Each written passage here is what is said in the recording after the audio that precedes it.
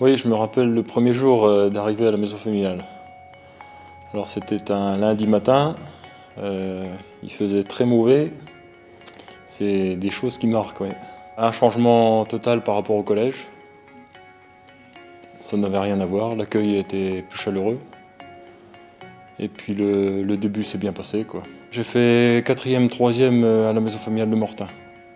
Et j'ai eu mon brevet des collèges à la suite, quoi. Et après j'ai fait un BEPA, et après un BPREA.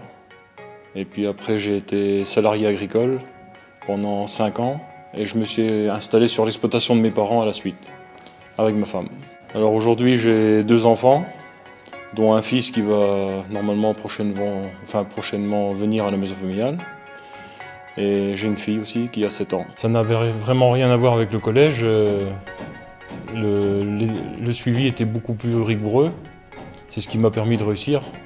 Parce qu'avant, j'étais pas bon à l'école. Puis j'aimais pas ça. Et puis l'alternance aussi. Le fait d'aller chez un maître de stage. C'était plus encadré. Et puis le soir, il y avait toujours un formateur avec nous. Donc si on n'avait pas compris ou on pouvait redemander, on nous réexpliquait et puis c'était parti, quoi. Toute l'expérience que j'ai acquis pendant les stages resserre au quotidien, quoi. En plus, je suis maître de stage. Donc je prends des jeunes à la maison familiale. Et souvent je leur explique mon parcours en espérant qu'ils réussissent comme il faut, quoi. À l'internat, oui, il y a beaucoup d'anecdotes. La bonne ambiance avec les copains, quoi. On faisait quelques visites aussi. Je me rappelle, on avait été visiter l'exploitation de Monsieur Gazangel, qui était président de la maison familiale à l'époque. Les voyages d'études, on avait été à Étampes, auprès de Paris. Et on avait fait un séjour à la neige aussi. J'ai travaillé dans 9 exploitations différentes. Ouais, au cours de ma formation. À l'époque, on avait les plans d'études. On posait des questions au maître de stage.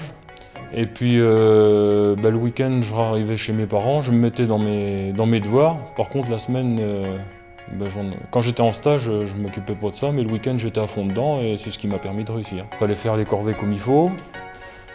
Pendant les veillées, fallait pas de beaux-arts, quoi.